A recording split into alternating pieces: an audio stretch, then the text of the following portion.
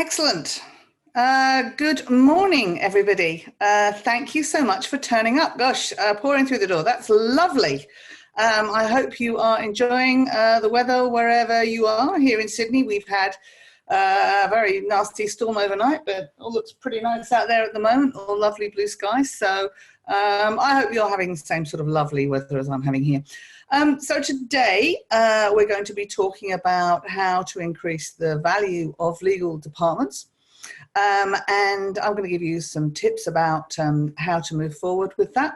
I'm going to be exploring some of the reasons why we need to start looking at this at the moment, what the challenges are, and as I say, some ways to overcome it.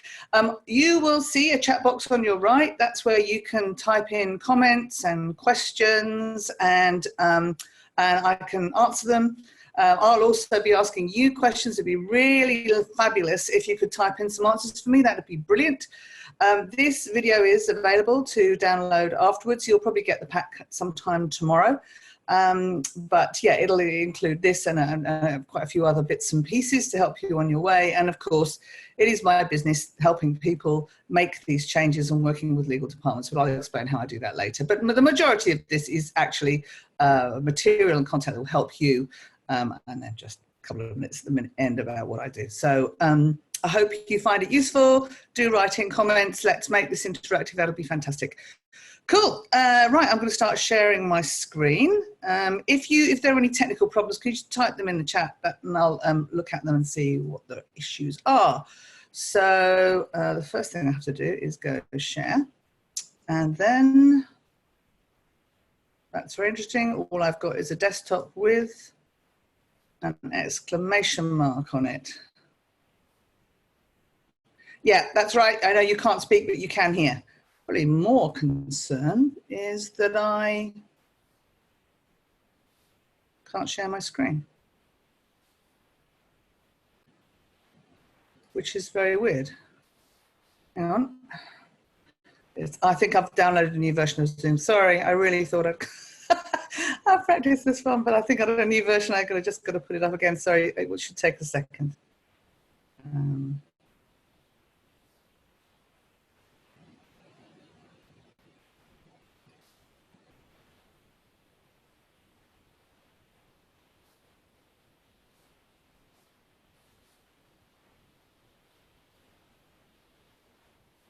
Let's go to security and privacy and grant access. Sorry about this. Don't ever upgrade things. It's always a nightmare. There you go. Yes. Okay, still doing it. I'm really apologizing for this. Seems to happen every single time I do anything. Anyway, let's have another go at this system preferences. Here's my system preferences. Sorry, you don't need to know all this. I don't need to talk you through all of this. For those who've just joined us, you're watching me going through my system preferences since I updated Zoom to be able to allow you to see my screen. At the moment,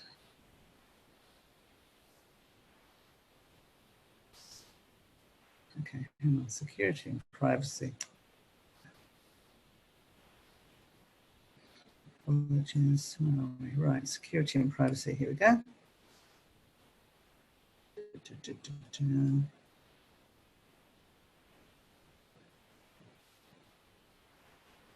That's interesting. That is ridiculous.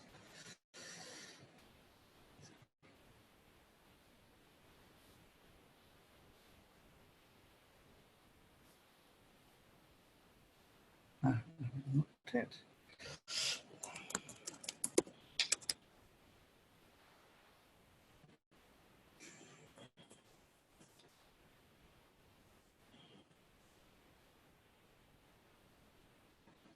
Good.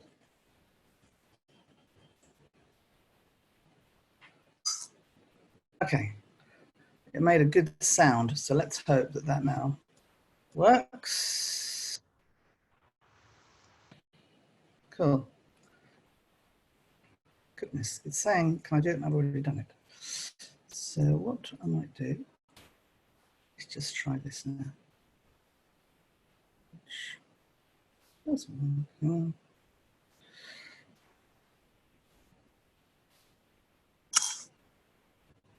Okay, maybe this one will work.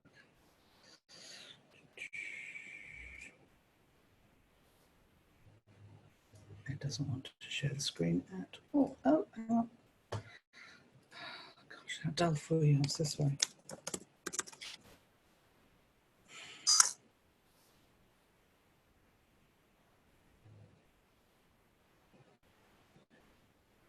I am going to have to quit and start again, so I'm not quite sure what happens then. I think you just go back into it. It's telling me that I can't record the contents, which I want to do so that I can send it to you on my screen until I quit it. But of course, if I quit it, I presume I end the webinar. I'm going to have to do that, I suppose. Or maybe I don't record it. Okay, I'll tell you what. I won't record it, and that way, well, let's see what happens later. Let's see if I can get onto here now, for goodness sake. Oh yeah, here we go. All right, so fine, let's do that.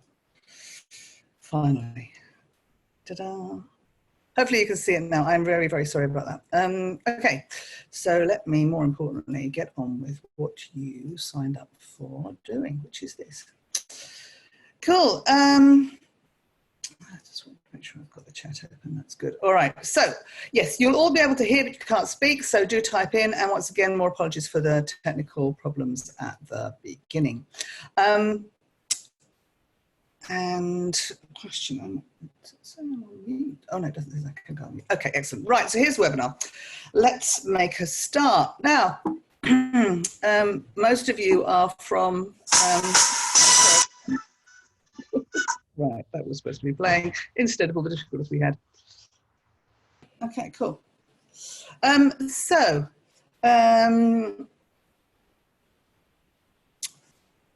wanted to start with a big bold piece of information. So in 2016, New York Stock Exchange did a study, and in that study, they found that 79% of corporate directors thought the best use of legal would be acting as an advisor to the board, which is, you know, a big thing. That's obviously incredibly encouraging. They wanted the legal department to be stepping up, so you know, all good. But also, 39% said that risk analysis expertise is what they wanted. Now, you can see that's a lot smaller than what you would imagine. Maybe that you're thinking that maybe risk analysis and recommending on risk is probably the majority of what you're going to be doing. But 79% are saying corporate directors thought it was the best use of legal to be an advisor to the board. So the next thing to think about is, how does the corporate counsel feel about this and feel about their role? So a KPMG study in 2013 found that 79% of general counsels believed the involvement of GC in the commercial decision-making process could improve the performance and reduce its risks, which is fantastic. But, and this is the big but, only 67% believed they were more involved in developing business strategy than 5 years ago. So that's a big shortfall in terms of what really could be happening out there. And other work has shown that there's a feeling amongst some general counsel and those in legal departments in general in organizations that they are seen perhaps as black hats and avoided where possible and only brought in at the last minute, etc. So there's a big stretch between where these people are now, where you guys are now, or some of you, and where businesses need you to be and want you to be and believe you can be. So the question is really, how do you get there? This is a quote from a guy in a telecoms company, a general counsel, who I spoke to probably a couple of months ago now. And he was saying the CEO was asking him to change how they interacted with and what they delivered. He was asking them to deliver more value. He was very much under the impression that the legal world is changing. So we have to start doing more to help the business. It's a big shift, he said, but we still need to do it. He was being told by his CEO that actually they wanted to know that the heart of the legal department was beating in the same place as the heart of the company. So that, that was a huge thing. He also recognized this was not going to be any mean feat. This is not going to be a little change. For some people within his team, it's going to mean quite a significant change of focus. So added pressure on general counsel at the moment when legal teams aren't stepping up to what CEOs are expecting them to do today. And GCs have got to take on more of the heavy lifting. I've spoken to other GCs who are saying, look, this is fine and I can do it. But there are certain people in my team who struggle with this, and some who really don't accept that we need to start developing business solutions rather than just analysis from a legal perspective. And this gives the senior people more work to do, more responsibility, and ongoing and unsolved problem. They've still got the problem that they had before, is that some people within the team are not moving forward. And there's a lot of reasons why that might be. And one of them is that they're not really agreed on what the role of your department now is. So a significant thing going on there. On the right, you'll see what that person said in our conversation, and particularly she, and she wasn't the only one, was concerned about some of the older legal people in the team who might have more embedded in the way that they did things and where they're going to want to change, and what happens if they didn't. And particularly in terms of the pressure that it would put on them. So the importance of trying to take the whole team along, even though the team has actually come in at different points in the history of the role of legal within organizations. So change isn't easy.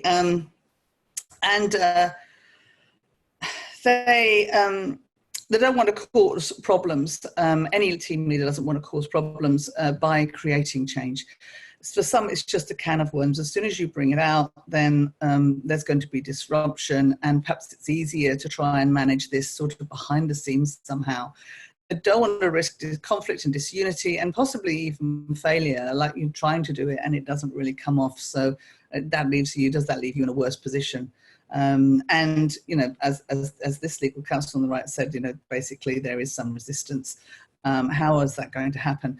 Now, this next chart, I was kind of surprised to find, because I didn't expect to find there would be anybody who was specializing in the mind of a lawyer, but there is.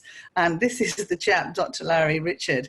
Now, he has a whole thing around the lawyer brain, and he did a study in 2016 and basically found that lawyers have different brains from other people in the organization. I mean, you guys, you lawyers, you know you've got special brains, right? You know about this. So, you know, that's all fabulous. But that also means that they tend to be more skeptical, more autonomous, and some from outside might say aloof, which is, you know, is a two-sided sword on that one. More sensitive to criticism, more risk averse. So this, of course, may well come from, I don't know, your upbringing, your psychology, but also the years of work that you've done.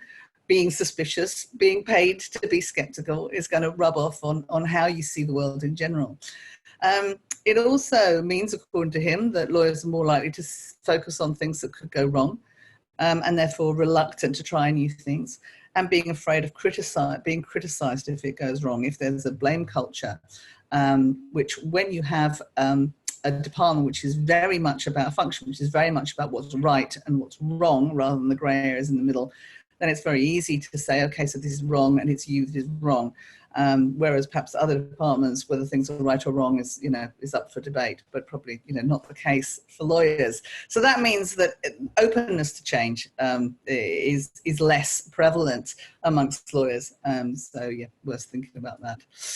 Okay, so let's have a think about where your team is on this impact ladder. Now, in order to add value to your organization, you need to be able to be influential and have impact. You need to be able to help other people make things happen that create opportunity for the business, that create a better competitive environment for them. So this is a ladder here on which I'd like you to try and identify where you and your team currently are. And I'm going to give you a little poll after this in a second, and you can vote and see where you are. And I'd be very interested to see what you think. So the level of, first of all, the first level of influence is not being very influential, and perhaps you are an informer. So you provide information when requested, you carry out tasks, perhaps not given enough context sometimes. That's one of the things that happens when you're at the bottom of this ladder, is that you're not given the context to be able to make the huge difference that you could make. From this point, you've got lower levels of respect from other people. You're probably overworked, you're probably under-resourced. So not a particularly good place to be. Level 2, you're moderately influential at this point, and you're known as a sort of knowledgeable resource. This is how other people would regard you. So you provide that knowledge, and obviously that's different from information because that has more of a practical implication. And in general, you know about good practice, and you're applying good practice. So this is respectable. However, the role is fairly siloed, and you probably don't have much control over what it is that you do and how you do it and when you come onto projects. Very much task-focused rather than purpose-focused or responsibility-focused. You'll learn a little bit more about this later on. Number 3, you are influential by this stage, and definitely you're an advisor. You provide strategic advice to senior people when required, but you still may be brought in too late to do your best work. And you're talking only law. You're not talking business at this point. You're not talking strategy. You're talking law. You're sticking to your specialism. That's why you're an advisor. Now, your budgets are going to stay pretty healthy at this stage because you're making, a decent contribution and it's satisfying work. And, you're getting continued professional development. But the best place to be, of course, is level 4, where you're highly influential. You're a strategic business leader at this point, always invited to the decision-making table. You lead commercial discussions at senior level, so you're able to talk business as well as legal, and you do so. And of course, you're on a project from start to finish because they know how important it is for you, how much value they get out of your best work. In any business, any industry or function, if you're brought in later, then it often means that people don't see the value of bringing you in sooner. But you probably do. You probably think you could make quite a considerable difference sooner rather than later. And it's quite a telling thing as to when you get brought in. Obviously here, you're making such a big difference on a strategic level, and you're advising the board. This is what those corporate directors were saying that they wanted more of. You're going to get increased budgets. You're going to get recognition for more prestigious work. So they're going to bring you in, voluntarily at, all sorts of points on important things at early stages.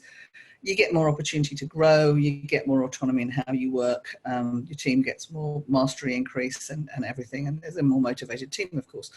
So what I'd like you to do is time for a poll. I'm going to set the poll up, and you then have to vote. So if in a minute nothing much happens, can you please type in the box that nothing much happened? So hang on a second. There you go. Allow that. Launch poll. All right. So you're voting what level you're at. Now this is it's right in terms of numbers, but it's the wrong way in terms of, because I've got 4 at the top and 1 at the bottom. But if you can have a look and tell me where you think your team currently is at. That's fantastic.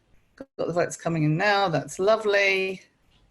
So are you an informer? Are you a knowledgeable resource? Are you an advisor? Are you a strategic business leader?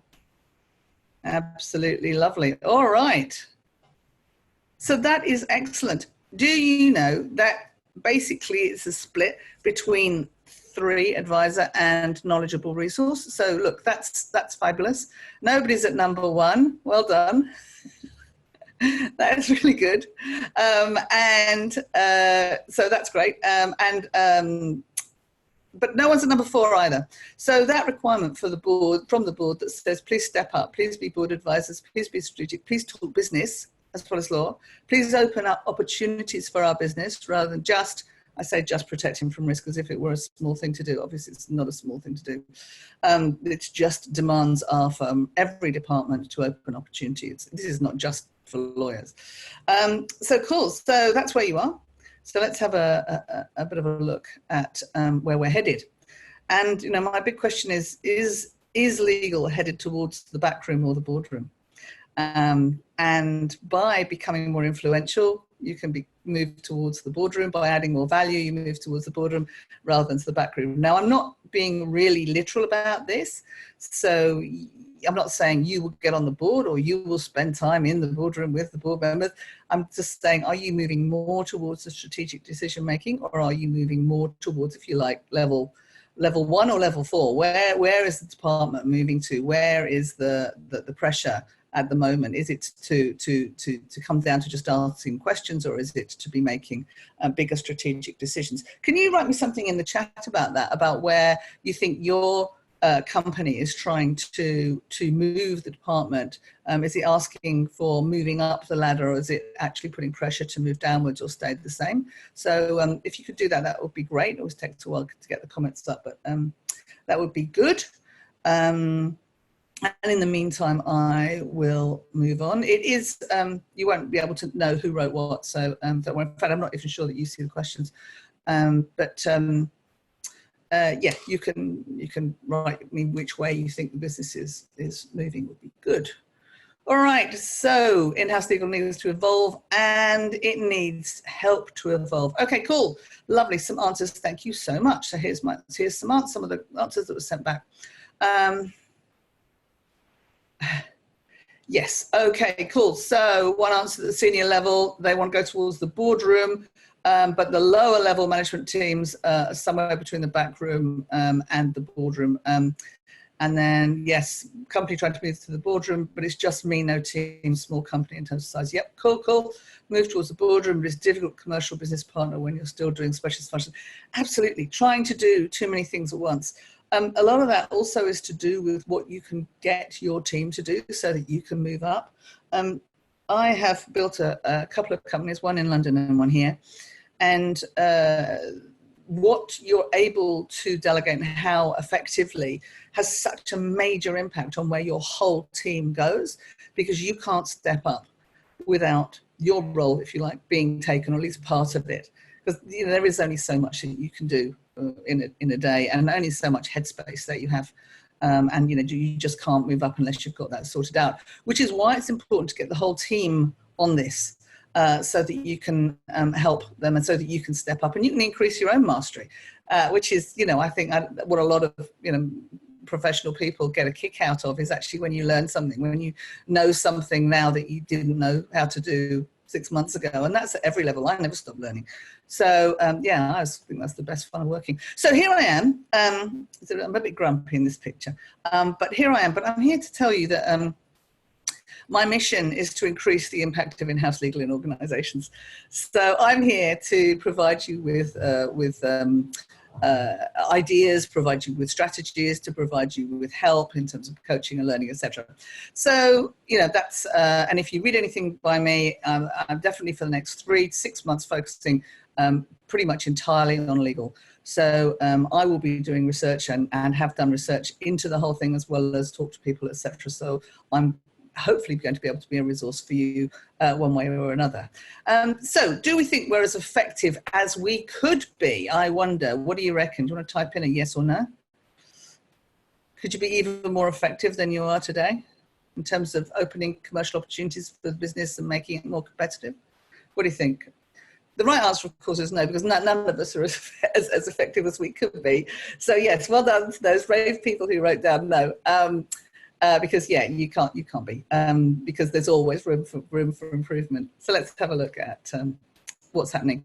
So first of all, I don't want to put you in a bad mood, so just say we've got this. As one senior counsel said to me, a retailer said, we're making progress with this. And it's going well. It's because they're brought into projects and issues at the beginning, which gives you the ability to make more of a difference. So, people are moving forward for sure. When I first started talking about it, perhaps there were more people at level 2, more people at level 1. We're talking now level 2 and 3, and more people are aware.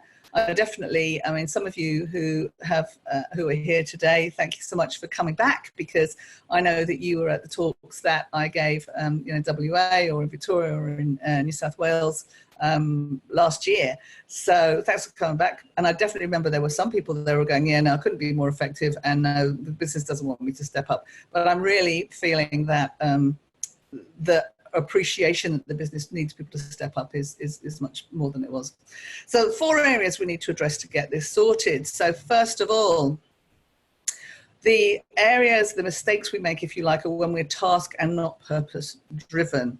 So this is about positioning. Forgive the noise, that's just the binman outside.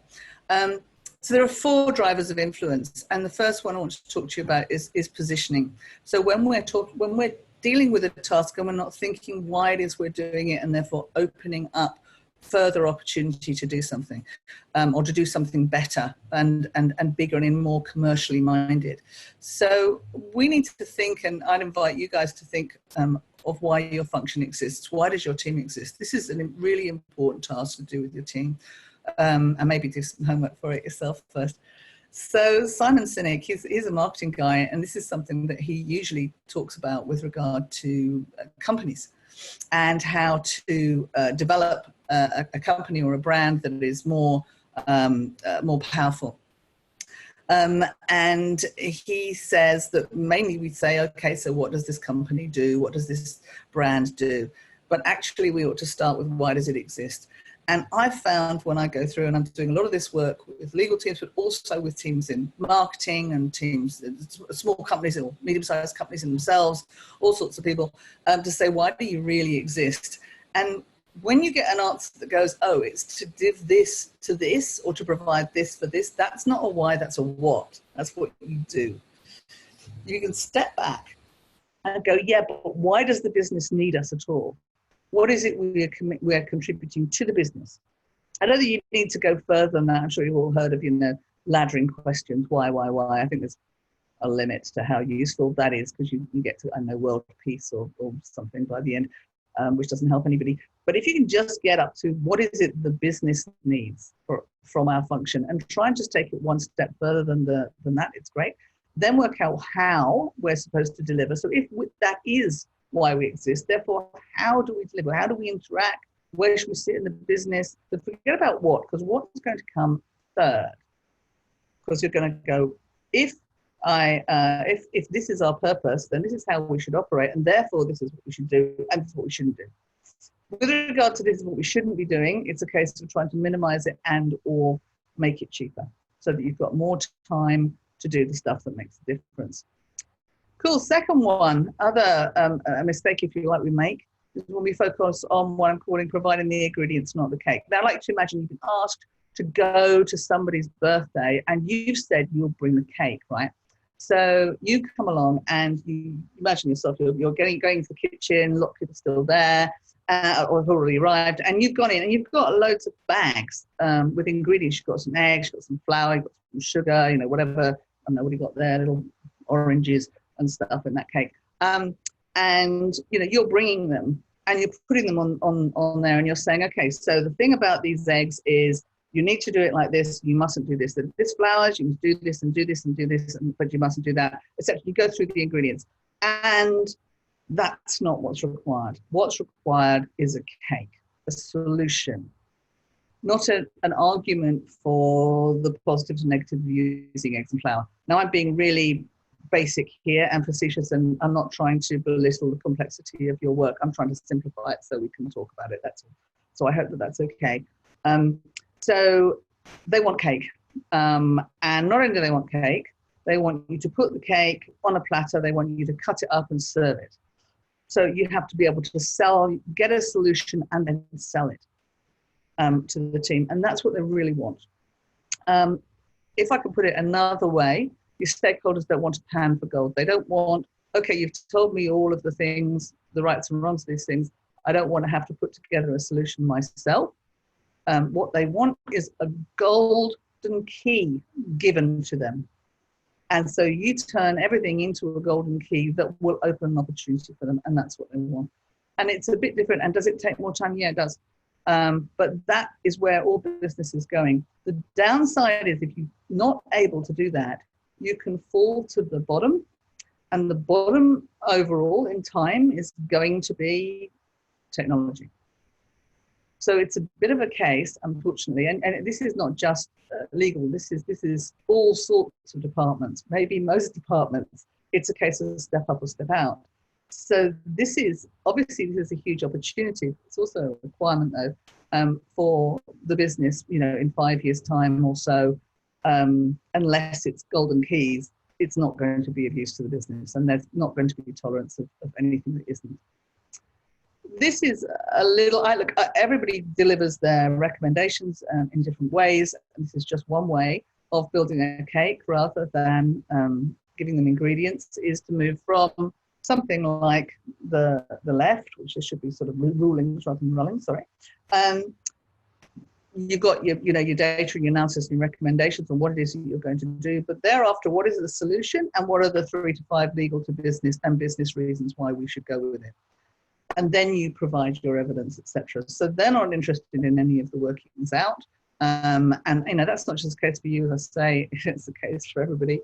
It's a case of what should we do? Now prove it, then that's fine. Sell it to me, then get out. That's basically how it goes.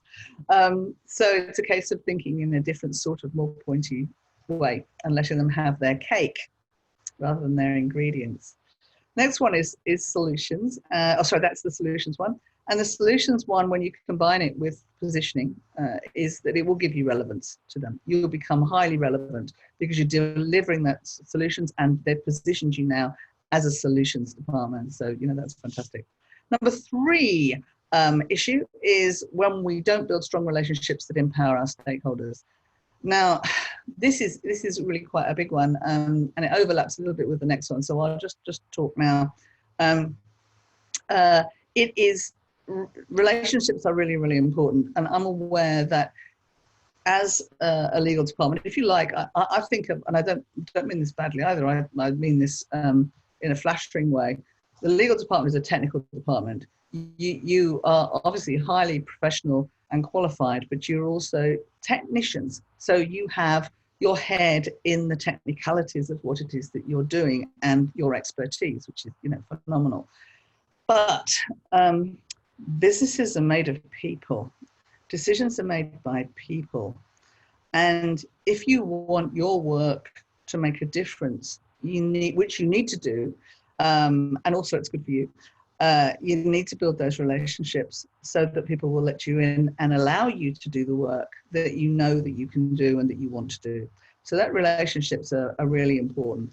Let me tell you a little bit more about this. So those at the talk might remember this chart actually. This is a chart from McKinsey's study in 2016, estimating the number of hours we need to be working in these areas, increased number of hours in 2030. So when we look at this, we see, okay, so technology skills, enormous. That doesn't mean everybody's got to increase their skills by this. This is what a company would need to increase. However, we've also got 24% more time spent using social and emotional skills. And that is because companies are becoming flatter.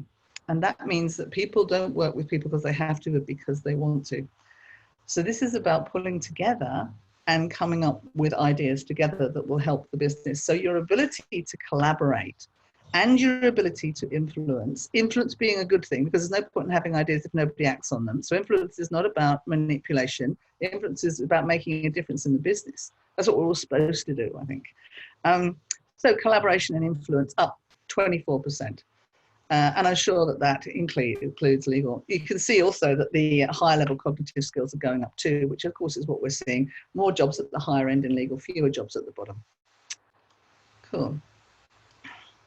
So over time, do you think the ability in your department to develop strong relationships with stakeholders has gone down or up? Time for you to start doing a bit of typing. Let me know, are you going up or down in your department in terms of developing strong relationships with stakeholders? You type in and I'll carry on. Up. Good. Fabulous. Some ups, some downs. Good. Yep. That's all good. Can all your team prioritize and communicate in a way that empowers stakeholders every time. So this idea that when you communicate, you empower people might well be new to you. And that when you empower people, they want to work with you more. Now, this is not about flattery. This is not about changing what it is that you need to tell them. You know, bad news is bad news. And that, you know, you got to be true to yourself, of course. But there is always a way to do something which empowers somebody else. And when you do that, they want to work with you more. Okay, so hang on a second. Okay, yeah, so you've got mixed abilities on relationship development, absolutely. And you will anyway, because some of us are just different from others. I have to share with you, though, that after the talks that some of you saw me give, and I won't say where or whatever, I was quite surprised, but actually for each one, somebody stayed behind and said, quite a senior person each time, different people, said, can you help me? I think I'm losing my ability to build strong relationships because I'm got my head in the law so much I've forgotten about the people. And I just, good. And I just thought that was very interesting and very self-aware and probably not surprising, actually, because I found the more I get involved in tasks, the less I get involved in people. So it's a case of getting that perspective and remembering that it's the people that are going to make things happen. You know, your thinking doesn't make things happen unless people make it so. So really important, those that skill. I mean, you can communicate in various ways. I mean, this is a whole workshop. It's a whole day's work, and it's definitely worth doing. It's my favorite bit of work to do, is how to tailor your communication to different styles of people. So that they can hear what you're saying and they can listen to what you're saying, and you know they're empowered by it and they're on board with it and everything. And I love doing that. But you know, just on a simple basis, you know, thinking about whether your stakeholder is an introvert or an extrovert, you know, and communicating in a way that is similar to that, because then we take it on board more. I mean, if you think about whether you're introverts or extroverts, and I don't need to know, but if somebody who's very different from that is talking to you, sometimes it's quite hard to really engage with what they're saying. But when they're on the same level as you, you're starting to listen to them more. I don't know if you've ever had the experience where somebody is so annoying that you can't hear what they're saying. I bet you have. I definitely have. And really all that is just someone being extremely different from you. So work out, you know, where you are, work out where somebody else is, and see about what you might be able to do to fill that gap. And the other difference, of course, is if they're right brain or left brain. You know, are they looking for opportunities? Do they like exploration type language, or do they like it really nailed down in a kind of left brain sort of way? So you're identifying rights and wrongs, etc. I mean, you can see quite clearly where the law is left brain, but you know, law in terms of its usage for developing opportunities is definitely right brain. You know, there are creative skills involved in that. Once you've got what the facts are, it's questions what you can do with them. So yeah, lots of opportunity there. I want to tell you what we can learn from Ronan Keating. So I'm sure you all know who Ronan Keating is, but if you don't, he was part of the, I don't even remember the name of the boy band. Feel free to type it in the chat if you do. Anyway, Irish boy band years ago, and he, Boyzone, thank you very much. Brilliant. Yes, he was part of Boyzone, and then he became a manager for particularly boy bands, and was very, very good at it. And he was part of a show called The Voice, which some of you may know. And on that, basically, you have 4 judges, of which he was one. They have their backs to the performer performs, and without them being seen, and then the judges press a button if they want them on their team. Each of the judges compiles a team of the people that they like, and then the winner of the judges is the one who has the best singer in the end. So they're all trying to get the good singers on their side, right? So he's up there against, you know, a lot of really experienced people who on the show, and they know how to get people to join them. So but during his, and there's actually a fairly number of newspaper articles about this, because he did talk about it. The first sort of 3 episodes, he managed to get absolutely nobody on his team. Because if 2 people want the performer, they have to, you know, bid for them and say, well, I could do this, or I could do this, or, you know, work with me and we'll do that, blah, blah, blah. And he failed every single time. And the reason he failed was he always put it in his terms. So his words were, I have, I have launched X number of bands. I have had so many top 10 hits. I know X person and Y person and all that sort of stuff. Didn't get a single person. I mean, I didn't know how the show was going to even work. Someone must have had coached him in between two of the episodes, because the way he did it was completely different. Everybody else, of course, is going, oh my goodness, that was amazing. You're an incredibly good singer. I can see in the way you sing that you have an ability to do this. And what I would like to work with you on is to develop this and this and this. So yeah, you can take the flattery out of it. You're not going to want to do much flattery, but this idea of saying, okay, let's talk from the other person's perspective rather than your own, to go, okay, what you have here is this. I'd like to help you with your mission to develop X, Y, Z. Not my mission, not because I think it's a good idea for me, but because it's a good idea for you. So turning things around, that's what we can learn from good old Ronan Keating. So that's relationships. When you've got solutions and relationships, you've got trust, which is brilliant. And that's a really important thing, particularly if you have got a situation where you suspect your department might be considered to be black hats and being resisted by other departments. The last one really is number 4, which is when we talk as if people are listening. And we all do this. This is not, I mean, none of this really is specific to law. It has its adaptation to law, of course, which is important, but this is true for everybody. So the reason this is important, because if our audience doesn't take on board what we're telling them, we can't be effective because we can't make anything happen in the organization. And I think it's my challenge. How much time do you spend working out how to say rather than what to say? And this is a point where a lot of people go, don't spend any time trying to work out how to say. But how to say is incredibly powerful. It's at least as important as what to say. Let me give you some more about this. So we supposedly have the equivalent of 174 newspapers worth of data given to us every day. Now, I mean, that's absolutely huge. I'm just trying to think about how big that stack would be and how long it would be for me to read it. And you being obviously in a very data, if you like, rich environment, you're looking at writing all the time. It's going to be even more for you. But for the people that you're talking to, they've got more words than they could ever engage with in a day. In addition, we have a reduced attention span. Because of how we're using social media and the internet in general. We are scanning things. We always did scan things. We're definitely scanning things more now. And a Microsoft study reported that the length of the human attention span, and I'm not talking about when we're in flow, so when we're really focused, but when we're actually looking through things. And everybody looks through things to start with. It used to be 12 seconds in the year 2000. It's now down to 6 seconds. And a goldfish is 9. So we're doing less well than a goldfish right now. And what, of course, is significant is that we're trying to fit 174 newspapers into a goldfish's mind. And, it's not going to happen. So you're going to have some tools for making sure that you're cutting through. Or you'll find you keep on repeating yourself and people are missing your point. You might say to yourself, I wonder why this person is, I told them this and this, and now they've ignored me. And you may well think that they're ignoring you. They might just have forgotten. They've got so much other stuff. So you can't assume that anything you say or write cuts through. You have to work on the cut through. So if your worth depends on making an impact in the business, how are you going to cut through and engage? This is a particular issue for legal. It's an issue for everybody, but for legal, it's got an extra layer.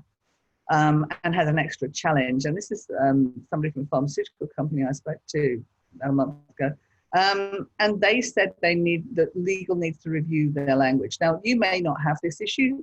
Definitely she had this issue in the pharmaceutical company. And she said she wanted to work more positively, but the problem was that she thought was probably that the language they were using. And she forgot that other people don't use that language. And if people wanted to engage with the ideas that they had, they would have to change the language so that they could access them more easily.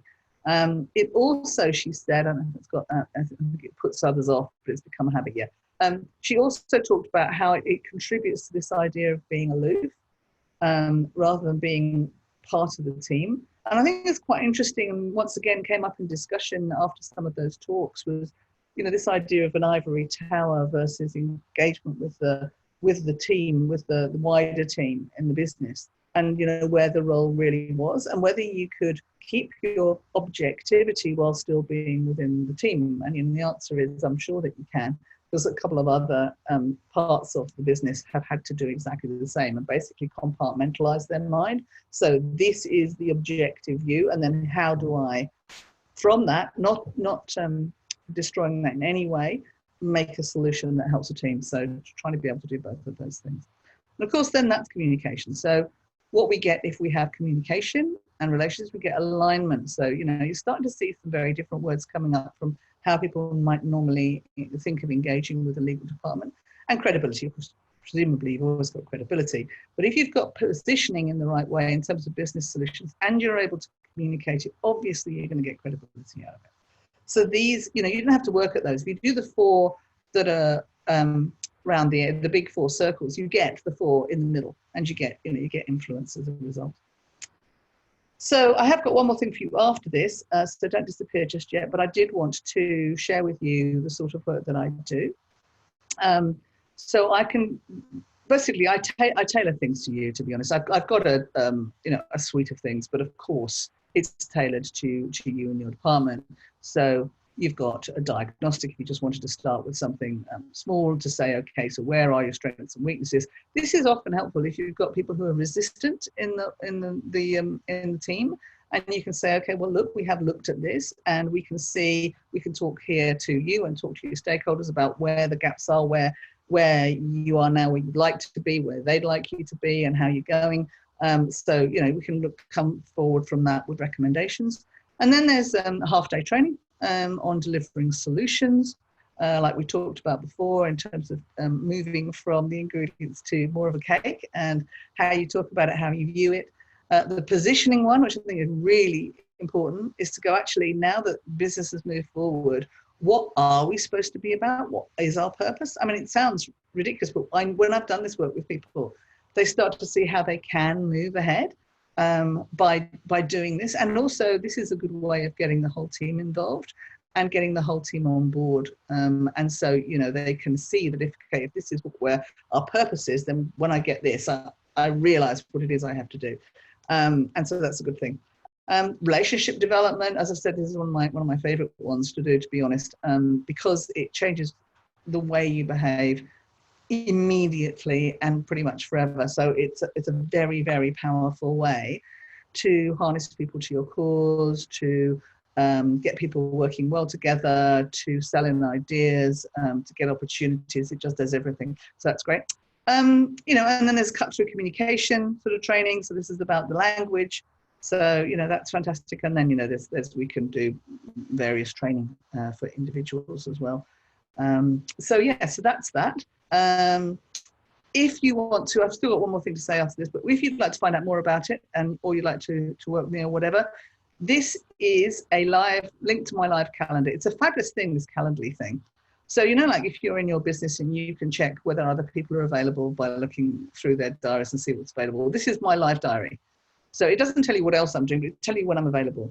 And it's got slots. You can book 15 minutes, half an hour. You can book a personal meeting. You can book, or an hour, you know, one-to-one on Zoom. You can book anything you want on there.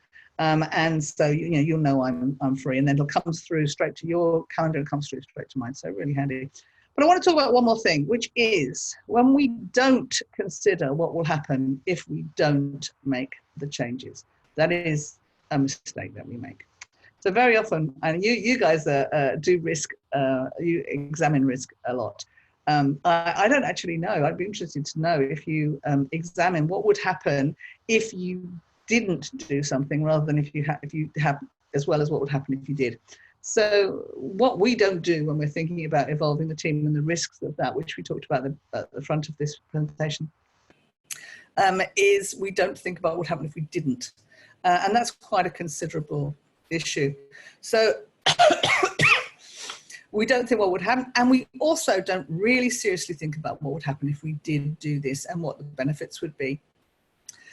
We would get greater purpose, greater motivation, greater achievement, we get higher, more reliable budgets, greater mastery. It's just all the goodies are there when you move up the ladder.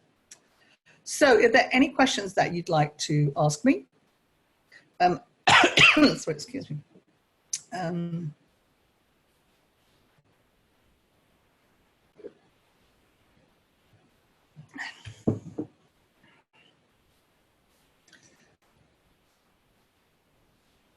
Any questions, any comments?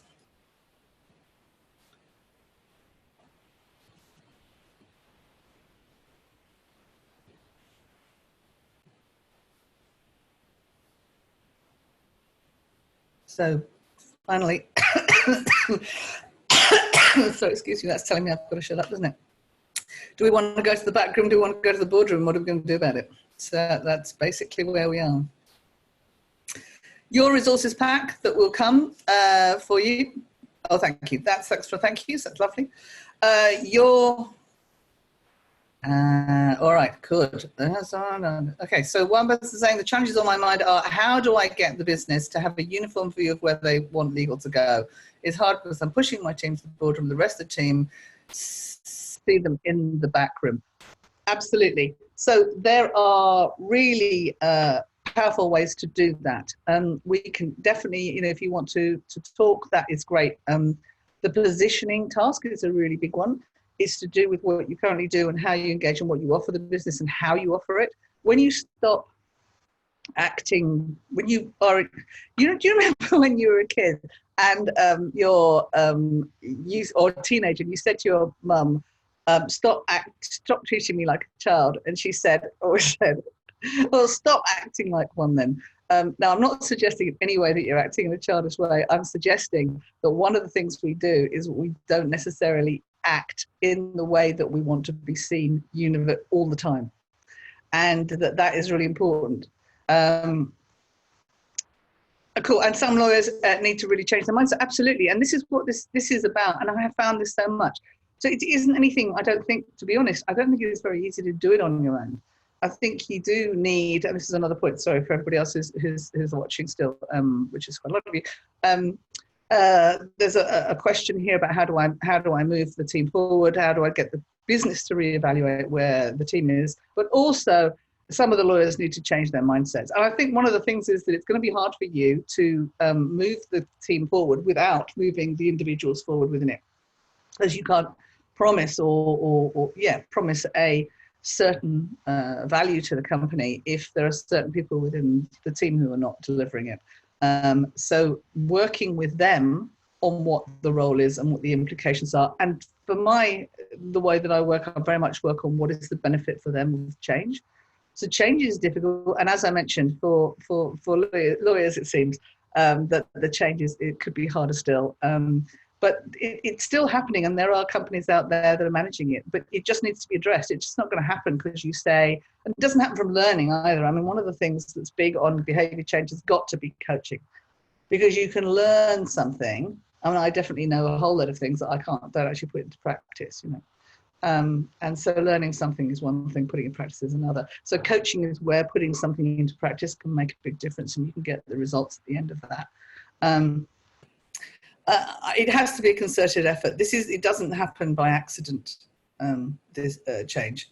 So, but it is, it is important.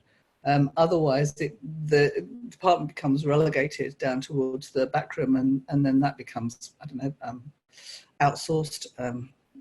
More technology and less people, and it's not where everybody wants to be. So, yes, good. Thank you for all those points and questions. That's brilliant. Now, resources pack, it comes to you in the next 48 hours. I don't think there's going to be a recording of this, sorry, but I would have had to have stopped this webinar in order to do it, and I didn't want to do that. So, but you will get the rest of these things. So, the deck, the white paper, the diagnosis tool for assessing where your skills are, a planning sheet to strengthen each of the skills, and a latest copy of the newsletter if you haven't got it. The newsletter isn't specifically about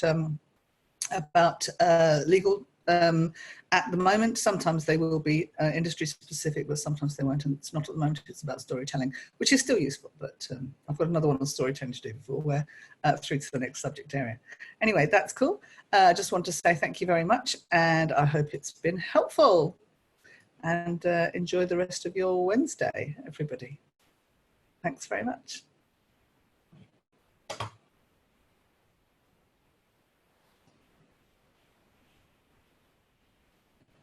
Oh, I think it might have recorded. I don't know.